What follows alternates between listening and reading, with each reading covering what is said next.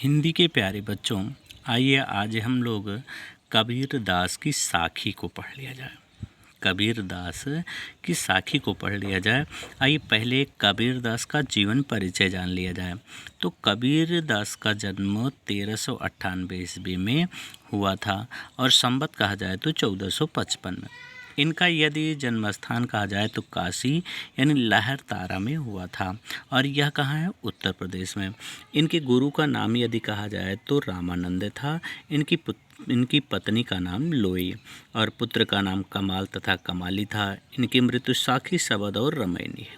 इनकी मृत्यु यदि कहा जाए तो सन 1518 ईस्वी में हुई थी। इनकी भाषा शैली को कहा जाए तो सतुपकड़ी इनकी भाषा शैली मानी जाती है। इनके जन्म के विषय में एक दोहा प्रचलित है। आइए दोहा देख लिया जाए कि कौन सा है। इनके जन्म के विषय में है कि संवत 1455 संवत 1455 साल गए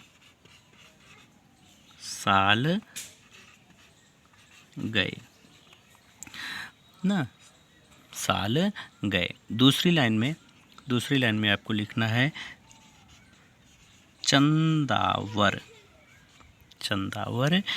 एक ठाठ ठय। अब तीसरी लाइन में क्या लिखना है आपको? जेठ सुदी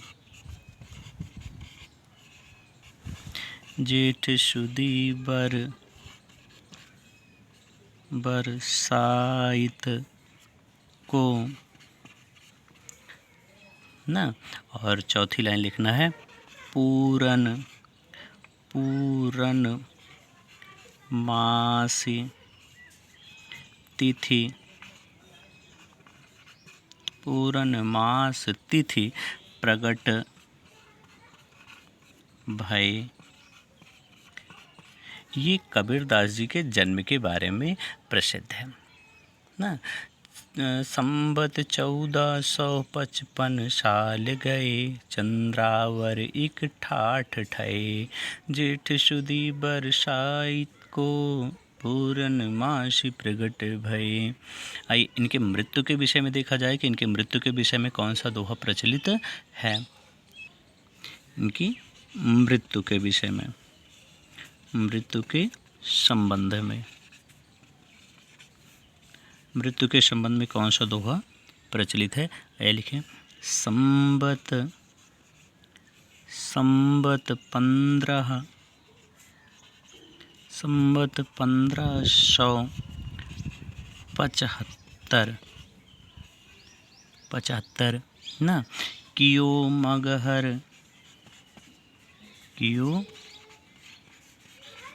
मगहर को गौन। और तीसरी लाइन में क्या लिखना है? माघ शुदी एकादशी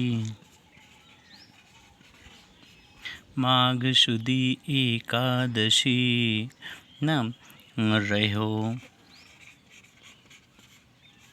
रहो पौन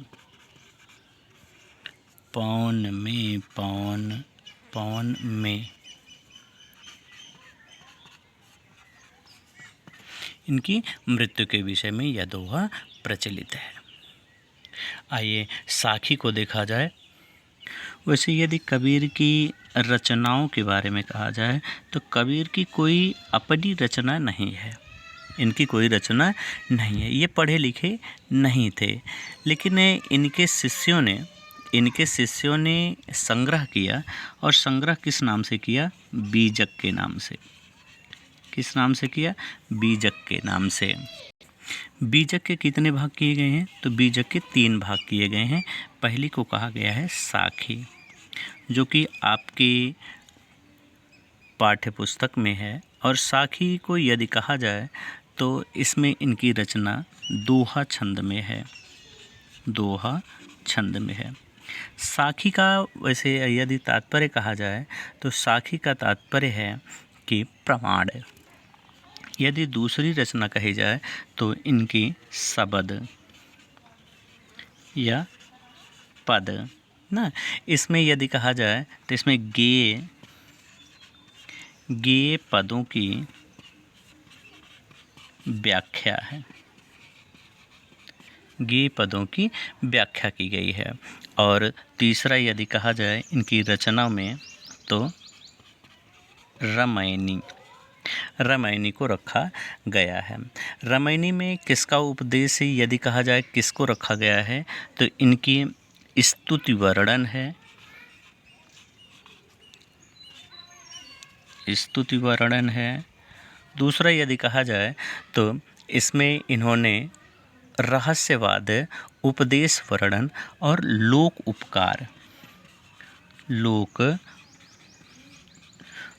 उपकार की प्रधानता रही है।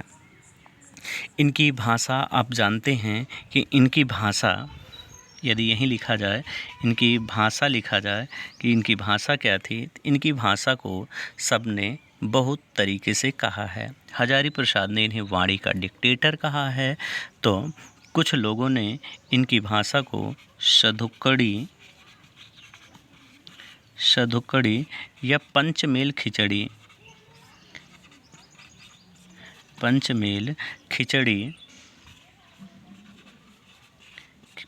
खिचड़ी की भी उपाधि प्रदान की गई है ना। तो यदि इनकी शैली यदि कहा जाए तो वो उपदेशात्मक, सरल और सुबोध शैली में इन्होंने प्रयोग किया है। आइए इनके पद को देखा जाए कि इनके पद में कौन कौन से हैं जो आपको पढ़ लेने चाहिए, क्योंकि कक्षा 9 में इनके सिलेबस में दिया गया है साखी से ना। तो आइए पहला पद शुरू किया जाए। पहला दोहा। सतगुरु हम सूरी कर एक कहा प्रसंग, बरसा बादल प्रेम का भीज गया सब अंग ना। आइए व्याख्या देखा जाए तो क्या लिखेंगे आप, सतगुरु हमसू रीझ कर ना, यानी रीझ कर माने प्रसंग होकर के। तो सद्गुरु ने मेरी सेवा भावना से प्रसन्न होकर मुझे ज्ञान का उपदेश दिया। रीझ कर माने प्रसन्न होकर ना। तो सतगुरु ने मेरी सेवा भावना से प्रसन्न होकर मुझे उपदेश दिया ना। इस उपदेश से मुझे ऐसा प्रतीत हुआ ना, इस उपदेश से मुझे प्रतीत हुआ मानो ईश्वर प्रेम रूपी जल से पूर्ण जल बरसने लगे ना। जिससे आगे करें, बरसा बादल प्रेम का भीज गया सब अंग। करें कि इससे मेरे समस्त अंग प्रेम जल से भीग गए। यानी यदि कहा जाए तो कबीरदास जी कहते हैं कि सद्गुरु ईश्वर का ज्ञान हमें ज्ञान कराता है। यानी सद्गुरु ईश्वर का हमें ज्ञान कराता है, जिससे अनुपम संतोष की प्राप्ति होती है तथा मन प्रेममय हो जाता है। इस प्रकार जीवन में गुरु का विशेष महत्व प्रदर्शित होता है ना। यदि काव्यगत सौंदर्य में कहा जाए तो भाषा आप जानते ही हैं, भाषा आपको वही लिख लेनी चाहिए कि पंचमेल खिचड़ी का प्रयोग किया गया है। यदि अलंकार कहा जाए तो बरसा बादल प्रेम का में कौन सा होगा, रूपक अलंकार आपका होगा। और रस कौन सा होगा, तो शांत रस। शैली कौन सी होगी, मुक्तक शैली ना। और फिर दोहा, यदि छंद कहा जाए तो आप दोहा लिख सकते हैं। आइए दूसरा पद देखा जाए कि राम नाम के पट तरे देव क्या कुछ नाय, क्या ले गुरु संतोषिए होश रही मन माही। नाम के पट तरे राम नाम के पट तरे देव का कुछ नाय, क्या ले गुरु संतोषिए होश रही मन माही। तो दूसरे पद में क्या हो जाएगा, राम नाम के पट तरे। यानी कबीरदास जी कहते हैं कि मेरे सद्गुरु के नाम का जो उपदेश दिया है उसकी तुलना में कोई नहीं कर सकता ना। कह रहे हैं कि राम का नाम देकर गुरु ने जो मेरा उपकार किया है, ठीक है, देव का कछु नाय, यानी उसके उपकार किया है, उसके बदले गुरु को क्या देकर संतुष्ट करूं ना। क्या ले गुरु संतोषिए हौस रही मन माहे ना। यानी भाव यदि कहा जाए तो यह है कि गुरु ने मुझे राम नाम का ऐसा ज्ञान दिया है कि उन्हें उसके बदले में मैं क्या दक्षिणा दूं, क्या वस्तु दूं, अर्थात मेरे पास देने के लिए कुछ भी नहीं है, मेरे पास देने के लिए कुछ भी नहीं है। मेरे मन में यही अभिलाषा बनी हुई है कि मैं अपने गुरु को क्या दूं जिससे मैं भी संतुष्ट हो सकूं ना। यानी यदि कहा जाए तो इसमें भाषा कौन सी होगी? सधुक्कड़ी भाषा, शैली मुक्तक, रस शांत। तो कबीर के लगभग पदों में यानी समस्त पदों में यदि कहा जाए तो शांत रस ही है। और छंद कौन सा होगा? तो दोहा। अलंकार कौन सा हो जाएगा? तो अनुप्रास अलंकार, ठीक है। अनुप्रास क्या हो जाएगा? अनुप्रास अलंकार। और यदि कहा जाए कि मीरा ने कौन सी वस्तु कही है, यदि मीरा के पदों का कहा यहाँ पे यदि कहा जाए तो मीरा ने कहा कि वस्तु अमूलक दी मेरे सतगुर कृपा करी अपनायो। क्या कहा? वस्तु अमूलक दी मेरे सतगुरु कृपा करे अपनायो। आइए तीसरा पद पढ़ा जाए कि ज्ञान प्रकाश्या गुरु मिल्या, ज्ञान प्रकाश्या गुरु मिल्या, सो जिन बिसरे जाए, जब गोविंद कृपा करी, तब गुरु मिलिया आए ना। जिन माने नहीं ना, जिन माने नहीं, बिसर माने विस्मृत, मिलिया माने मिले ना। यानी कह रहे हैं कि ज्ञान प्रकाश है, यानी ज्ञान के प्रकाश से सद, यानी कबीरदास जी कहते हैं कि सच्चे गुरु के मिलने पर ज्ञान का प्रकाश फैल गया। यानी जब सच्चे गुरु से मेरा मिलन हुआ तब क्या हुआ? ज्ञान का प्रकाश फैल गया ना। यानी जिस गुरु ने मुझे ज्ञान दिया सो जिन बिसर जाए, यानी जो अपने हृदय में विस्मृत ना हो जाए। कबीरदास जी का मत है कि जब गोविंद कृपा करी ना, यानी जब मुझे सच्चे गुरु तभी प्राप्त हुए जब मेरे ऊपर भगवान ने अनुग्रह किया ना। ज्ञान प्रकाश या गुरु मिले, यानी ज्ञान के प्रकाश से गुरु की भेंट होती है। यानी यहाँ से यदि आप कहें तीसरी लाइन से कि जब गोविंद कृपा करी, यानी जब भगवान ने कृपा करी, भगवान की कृपा हुई तब गुरु मिले, तब गुरु का मिलन हुआ। और गुरु के मिलने से क्या हुआ? ज्ञान का प्रकाश हुआ।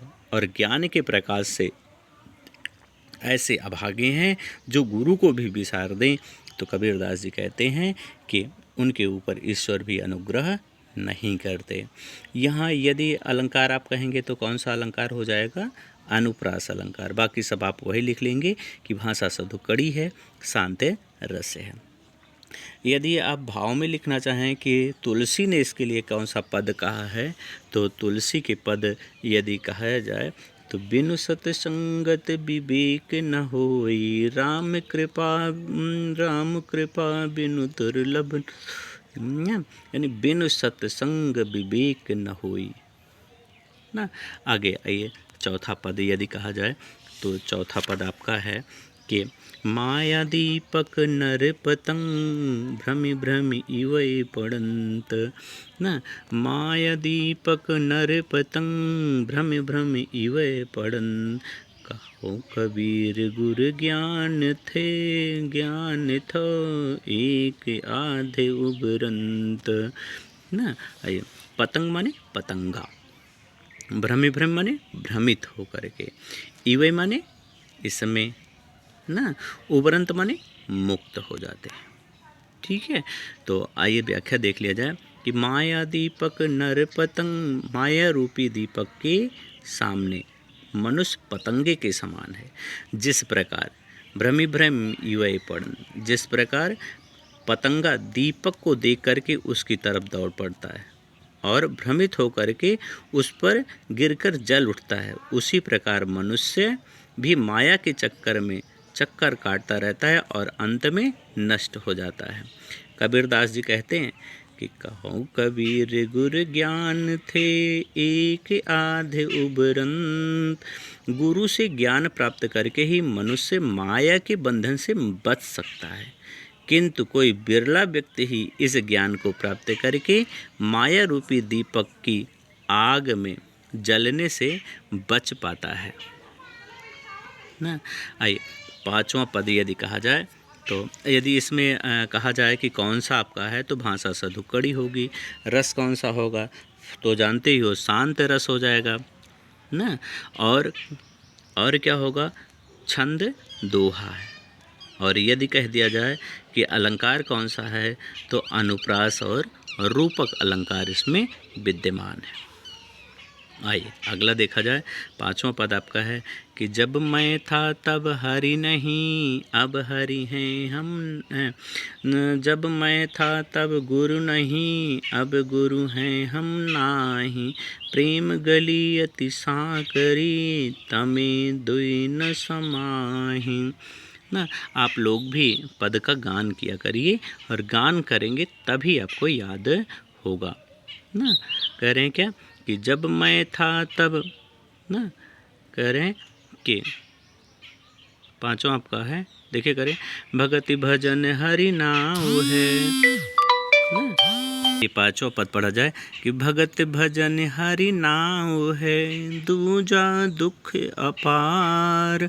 मनसा वाचा कर्मणा, कबीर सुमिरन सार। भगति भजन हरि नाम है, दूजा दुख अपार। मनसा वाचा कर्मणा, कबीर सुमिरन सार। कबीर सुमिरन सार। तो भगत माने भक्ति, नाव माने नाम ना, दूजा माने दूसरा, ठीक है। वाचा माने वाणी से, कर्मणा माने कर्म से, सार माने मूल तत्व। मूल तत्व कौन सा है आगे पढ़े कि राम नाम के पट तरे, देवों का कछु नाय ना। तो वही है मूल तत्व, राम का नाम। तो देखिए कह रहे हैं, कबीरदास जी कह रहे हैं कि भगवान के नाम स्मरण को ही वास्तव में भक्ति और भजन कहा जाता है ना।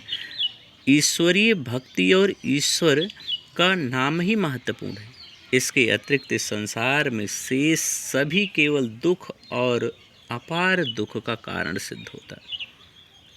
यानी कबीरदास जी कहते हैं कि भक्ति के नाम पर किए जाने वाले विधि प्रकार के आडंबर अंत में व्यक्ति के लिए दुखदायी ही होते हैं। इसीलिए मनुष्य को अपने मन, वचन और कर्म से संसार के मूल तत्व यानी ईश्वरीय सत्ता का ही स्मरण करना चाहिए ना। देखिए कबीरदास जी कह रहे हैं ना कि भगति भजन हरि नाव है, यानी भक्ति ही क्या है, हरि नाव है। हरि भजन यानी हरि भजन ही भक्ति की क्या है, नाव है। दूजा दुख अपार, दूसरा जो कारण है, दूसरा जो है वह दुख के देने के लिए है। मनसा वाचा कर्मणा, यानी मन से, वचन से और कर्म से के द्वारा क्या किया जाए, भक्ति किया जाए। यानी जिसको आप कहते हैं कि शुद्ध मन से। कबीर सुमिरन सार है, कबीरदास जी कहते हैं कि यही क्या है, सार है। कबीर चित चमकिया, चहुँ दिस लागी लाए। हरि सुमिरन हाथ घड़ा, बेग लेहूँ बुझाए। कबीर चित चमकिया, चहुँ दिस लागी लाए। हरि सुमिरन हाथ घड़ा, बेग लेहूँ बुझाए। कबीर चित चमकिया, चहुँ दिस लागी लाए। हर सुमिरन हाथ घड़ा, बेग ली हूँ बुझाए। ना कबीरदास जी कहते हैं कि चित्त चमकियाँ, हृदय से ज्ञान की ज्योतियाँ चमक उठे, ज्ञान की ज्योति चमक उठे। चित्त माने हृदय, चमक माने चमक गया, यानी किसकी, ज्ञान की ज्योति चमक गए ना। कबीरदास जी कह रहे हैं कि संसार में सब जगह विषय वासनाओं की आग लगी हुई है, मेरे मन में भी वही आग जल रही है। मन में विषय वासनाएं उमड़ रही हैं। हे जीव, तेरे हाथ में ईश्वर रूपी स्मरण जल का घड़ा है, तू इस जल से शीघ्र ही वासनाओं को बुझा ले। यानी कबीरदास जी कहते हैं कि ईश्वर का नाम स्मरण करना ही विषय वासनाओं को शांत कर सकती है ना। यदि इसमें कहा जाए कि कौन सी भाषा है, तो सदुक्कड़ी भाषा है, रस शांत है। अलंकार कौन सा है, तो आपका अनुप्रास अलंकार इसमें है। कौन सा है, अनुप्रास अलंकार है। आइए अगला देखा जाए, आपका छठा यदि देखा जाए, चलिए छठा हो गया, सातवां आइए देखा जाए। आषाढ़िया झाई पड़ी, पंथ निहार निहार, जी भड़िया छाला पड़ा, राम पुकार पुकारे। साड़िया छाई पड़ी, पंथ निहार निहार, जी भड़िया छाला पड़ा, राम पुकारे पुकारे ना। राम पुकारते पुकारते हमारे जीव में छाला पड़ गया। कबीरदास जी कहते हैं कि परमात्मा का दर्शन करने के लिए मैं अत्यंत व्याकुल हूँ, किंतु अभी तक उनके दर्शन नहीं हुए। मैं निरंतर उनके नाम को पुकार रहा हूँ, किंतु अभी तक मेरे ऊपर कृपा नहीं हुई। आइए अगला देखा जाए कि अगला पद देखा जाए कि कौन सा है उनका। तो अगला उनका आठवां पद है, आठवें पद है। झूठे सुख को सुख कहें, मानते हैं मन मोद, जगत चबैना काल का, कछु मुख में कछु गोद। न झूठे सुख को सुख कहें, मानते हैं मन मोद, जगत चबैना काल का, कछु मुख में कछु गोद, कुछ मुख में कुछ गोद। देखिए, सुख माने आनंद, मन, मोद माने मन में खुशी, जगत माने संसार, और काल का अर्थात क्या है, काल माने मृत्यु, गोद माने गोदिया अधिकार में ना। तो कबीरदास जी कहते हैं कि ए मनुष्य, तू सांसारिक सुख को सुख मानता है, अपने इस नाश्वर शरीर पर गर्व करता है। जब तेरे ऊपर काल का प्रहार होगा, तब तेरा कोई बस नहीं चल सकेगा। तेरा सुख, तेरा सब कुछ तेरे हाथों में कुछ भी रहने वाला नहीं है, सब धारा का धारा रह जाएगा ना। तो देखिए, वही है कि झूठे सुख को सुख कहें, यानी झूठे ही सुख को सुख मानते हो ना। यह तो जगत का चबैना के समान है, कुछ उसके मुख में है और कुछ उसकी गोद में है ना। तो यहाँ अलंकार कौन सा होगा, अनुप्रास और उपमा अलंकार हो गया। अगर संभाव क्षणभंगुर मानते हुए यदि पद कहा जाए कि यह कैसा है ना, तो आप कह सकते हैं क्षणभंगुर के समान दिखाई देता है। आइए अगला देखा जाए कि कबीर कह गर्विया ना। कबीरदास जी का अगला जो पद है, वो अगले पद में देखिए वो क्या कहते हैं कि अगले पद में वो कहते हैं कि कौन सा, जगत चबैना आप पढ़ लिए हैं है ना। कबीरदास जी कहते हैं कि क्या कहते हैं, आइए देखा जाए कबीरदास जी कहते क्या हैं। कबीर कहा गर्वियो, ऊंचे देखो आवास, काल परायो भूं लोट्यो, ऊपर जाम्यो घास ना। तो कबीरदास जी क्या कहते हैं, कबीर कह गर्वियो ऊँचे देखी आवास न देखे आवास काल्ह परहु भूलो टुड़ो ऊपर जाम्यो घास न। क्या कहते हैं कि काल परायो भूलो टिड़ो ऊपर जामो घास। गर्वियो माने घमंड करना, यानी घमंड, लोग क्या करते हैं घमंड करते हैं ना। तो घमंड क्यों करते हो? आवास माने निवास, काल्यो माने काल, भव माने धरती पर ना, यानी इस धरती पर घमंड क्यों करते हो। तो कबीरदास जी जो है कहते हैं कि हे प्राणी, तू अपने ऊंचे ऊंचे भौतिक आवासों को देखकर घमंड क्यों कर रहा है, यानी अपने इस आवास को देख कर के घमंड क्यों कर रहा है ना, क्यों कर रहा है। ये भौतिक वस्तुएं नाश्वर हैं, कुछ ही दिनों में धरती पर गिर जाएंगी और उसके बाद उन पर क्या होगी, घास होगी ना। यानी जब काल का चक्कर पर चलेगा तो काल के चक्कर में यह पृथ्वी पर गिर पड़ेगी और गिरने के कारण उस पर क्या होगा, घास होगी। यह अगला है, यूँ ऐसा संसार है जैसा सिंबल से जैसा सिंबल फूल ना। क्या है,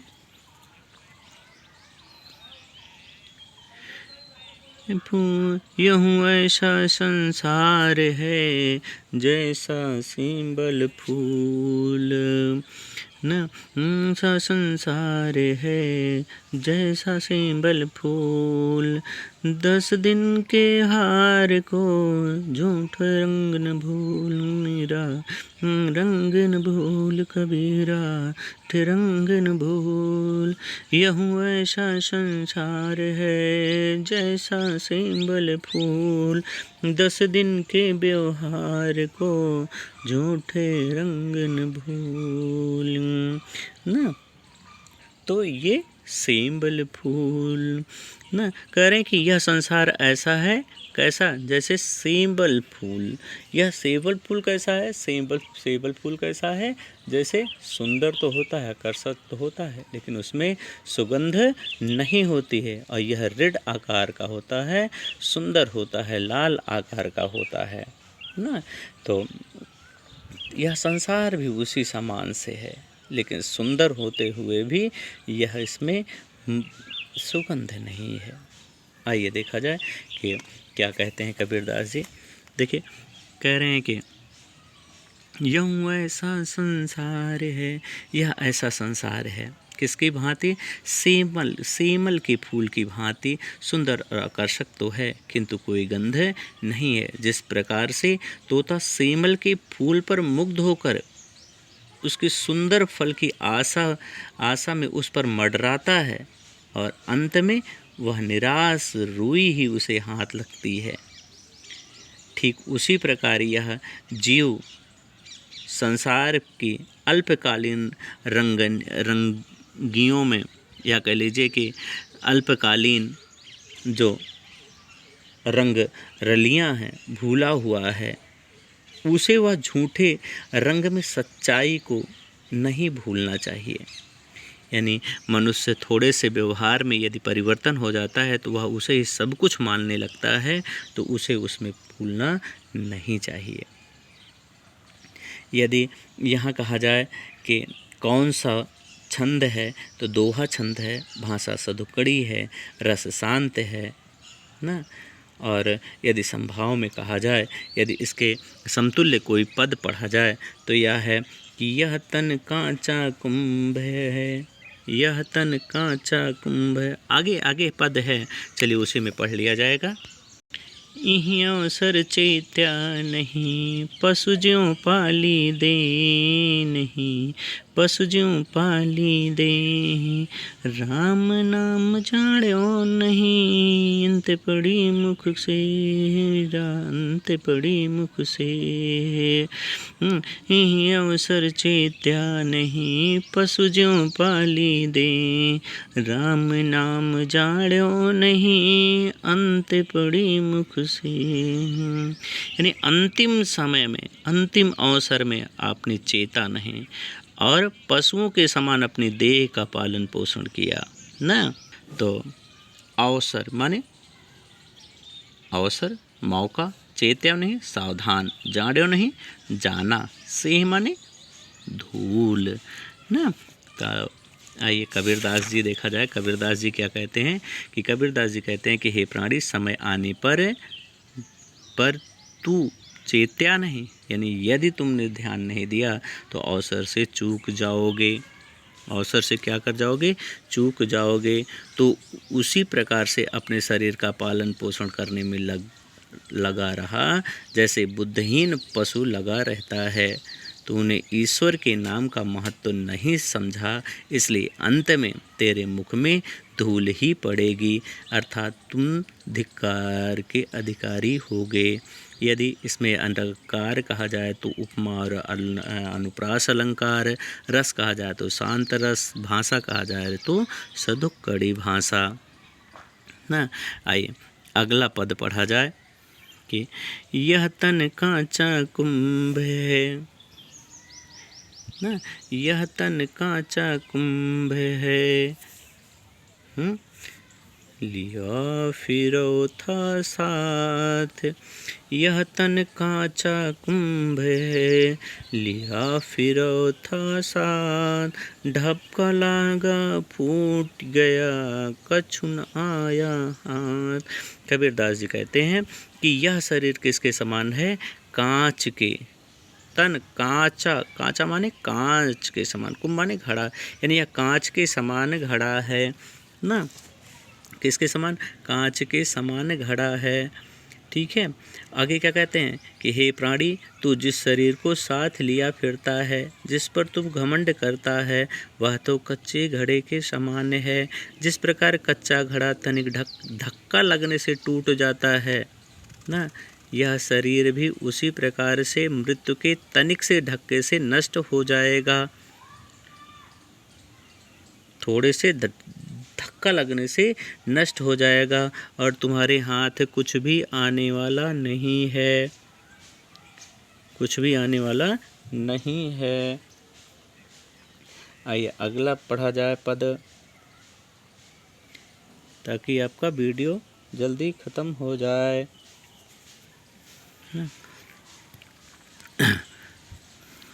चलिए कबीरदास जी कहते हैं, अंतिम पद कबीरदास जी का अंतिम पद है कि कबीर कहा गर्बियो, देखी देहि देखी सुरंग, कहा गर्बियो देहि देखी सुरंग, बिछड़िया मिलबो नहीं, जो क्या चुली भुजंग, जो का चुली भुवन न। कबीर कहा गर्बियो, कबीर कबीर कहो गर्बियो, देहि देखी सुरंग, देखी देखी सुरंग, बिछड़िया मिलब्यो नहीं, जो काचुली भुवन, काचुली भुंग ना, भुवन नहीं है भुवंग। ठीक है। आइए देखा जाए तो यहाँ गर्बिया माने घमंड, सुरंग माने सुंदर रंग, सुरंग ना। तो यहाँ यदि संधि विच्छेद करेंगे तो सु उपसर्ग लगा हुआ है। ठीक है। सु उपसर्ग और रंग से रंग, सुंदर रंग। बिछड़बियो बिछोड़ने पर, काचुली माने केचुल, भुजंग माने सर्प ना। आइए कबीरदास जी कहते हैं कि हे प्राणी, तू अपने शरीर की सुंदरता का अभिमान क्यों करता है? अपने शरीर की सुंदरता पर अभिमान क्यों करता है? यह शरीर एक दिन तुझसे छूट जाएगा।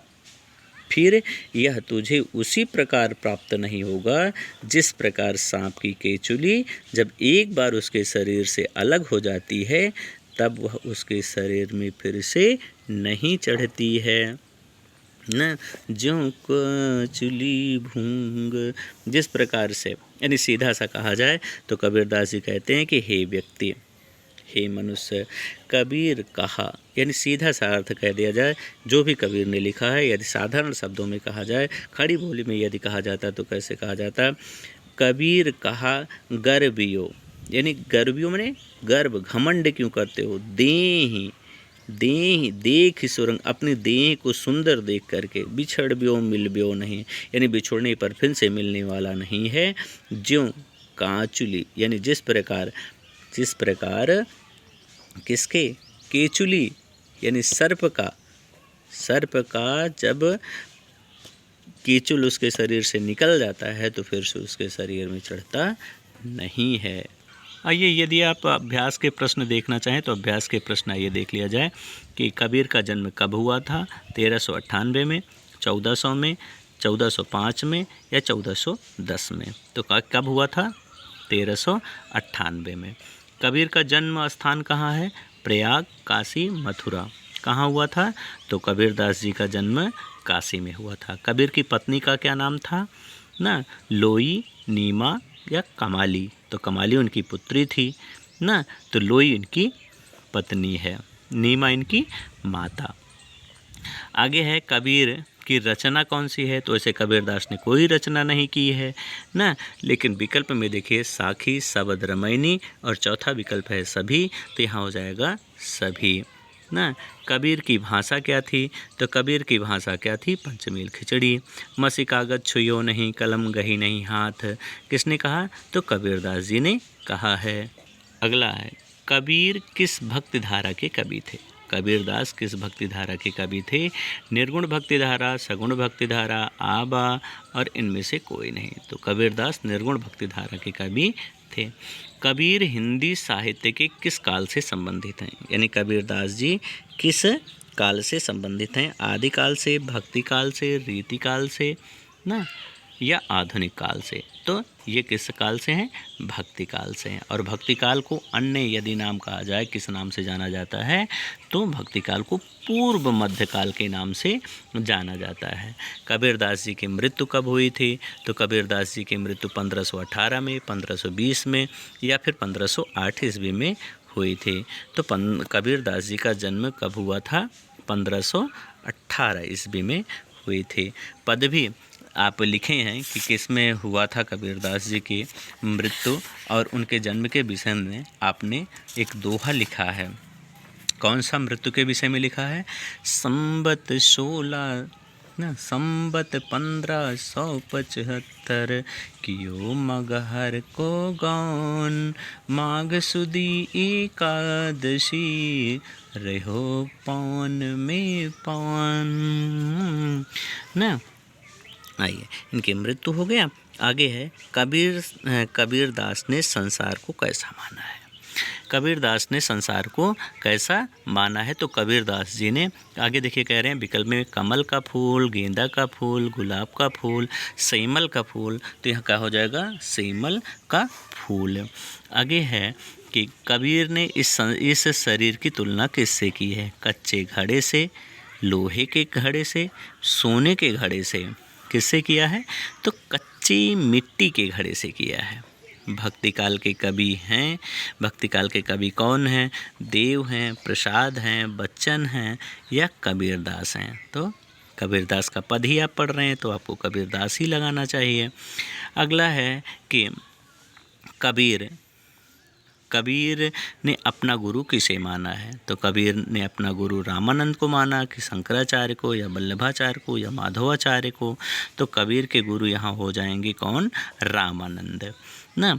कबीर को वाणी का डिक्टेटर किसने कहा? तो हमने आपसे जब आप जीवन परिचय पढ़ रहे थे तो जीवन परिचय में ही आपसे बताया कि कबीर को हजारी प्रसाद ने वाणी का डिक्टेटर कहा। वैसे रामचंद्र शुक्ल ने क्या कहा था? तो रामचंद्र शुक्ल ने इनकी भाषा को क्या कहा? पंचमेल खिचड़ी कबीर के शिष्यों ने इनकी रचना का नाम बीचक नाम से संग्रह किया। किसकी रचना का? कबीर ना, किसने? इनके शिष्य कौन थे? तो इनके शिष्य का नाम धर्मदास था। कबीर की मृत्यु कहाँ हुई? तो कबीर की मृत्यु यदि कहा जाए तो ये मगहर में हुई थी। और अंतिम जब इनकी मृत्यु हुआ लिख रहे थे आप, मृत्यु के विषय में जो दोहा लिखे हैं उसमें देखिए मगहर का भी नाम आता है। साखी शब्द का तद्भव क्या होगा? तो साखी शब्द का तद्भव साक्षी होता है। तो ये तो कबीरदास जी के विषय में कुछ ऐसी बातें थी जो आपको जान लेना चाहिए, अपनी कॉपी में लिख लेना चाहिए, ताकि आपको भी इनके विषय में पूर्णतः जानकारी प्राप्त हो सके। तो नमस्कार बच्चों, हम लोग अगले महादेवी वर्मा की मीराबाई के पदों के लिए फिर से मिलेंगे। तब तक के लिए नमस्कार।